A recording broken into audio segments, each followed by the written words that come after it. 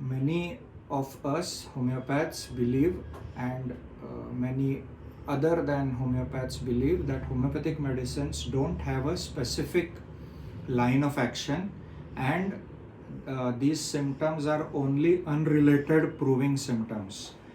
But if we read books like Burt's Physiological Materia Medica or Farrington's Clinical Materia Medica or Otto Leeser, Dunham's Materia Medica, and many other Harvey Farrington's Materia Medica, then we realize that homeopathic medicines and the symptoms are explainable pathologically. I will just give you a couple of examples in which Farrington has explained why certain remedies have certain symptoms.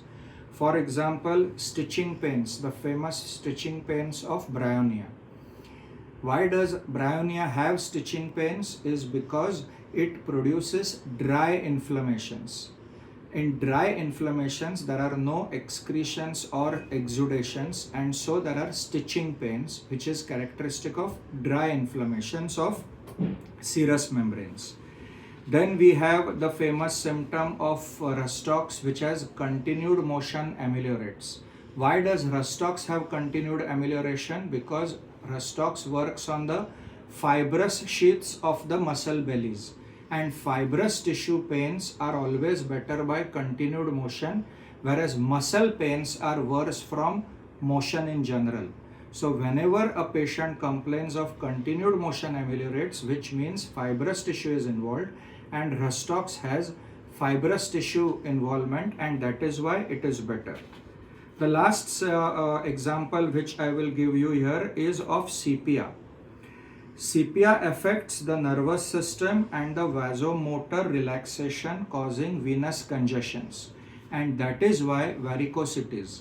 And varicosities are better in sepia because of dancing. Violent dancing ameliorates.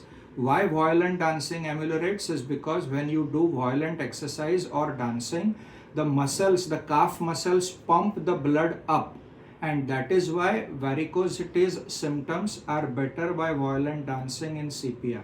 So all these are explainable, beautifully explained in homeopathy, but we don't know it. That is why we should read books like Farrington, Dunham, and William Burt to understand the logic behind our symptoms. Thank you.